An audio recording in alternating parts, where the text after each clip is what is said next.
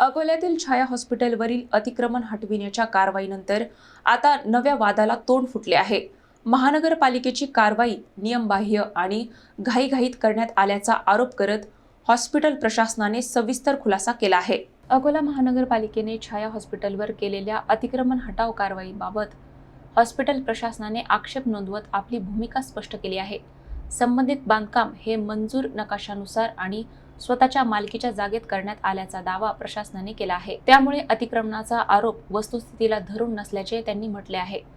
Hospital प्रशासनाच्या माहितीनुसार हे प्रकरण न्यायप्रविष्ट असून न्यायालयात सुनावणी प्रलंबित होती। मात्र न्यायालयीन प्रक्रियेची प्रतीक्षा न करता महानगरपालिकेने तोडफोडीची कारवाई केल्याचा आरोप करण्यात आला आहे। यामुळे आर्थिक नुकसान, मानसिक त्रास आणि प्रतिष्ठेला धक्का बसल्याचेही प्रशासनाने म्हटले आहे। डाबकी रोड रुंदीकरणाच्या मोजमापाबाबतही गंभीर आक्षेप घेण्यात आले असून रस्त्याचा केंद्रबिंदू निश्चित न करता मोजणी झाल्याचा दावा करण्यात आला आहे।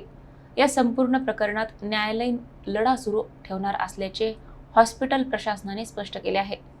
जे काही ते जमीन मालक होते त्या जमीन मालकांना विश्वासात घेऊन मोजणी करणं हे गरजेचं होतं। मात्र अर्ध्या रात्रीतून कोणाला तरी पाठवायचं आणि त्या पुन्हा करायच्या आणि दुसऱ्या दिवशी येऊन सांगायचं की इतकं आहे, हे तुम्ही इथून पाडून टाका, ते पाडून टाका।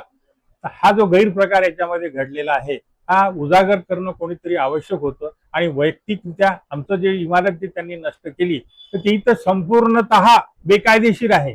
कारण या संदर्भात माझी कलम 127 ची परचेस नोटीस ज्याला म्हटलं जाते ती आजही फोर्समध्ये आहे आणि त्याची मुदत संपल्यामुळे आज माझ्या जागेमध्ये यांना काय कोणालाही प्रवेश करण्याचा अजिबात हक्क राहिलेला नाही।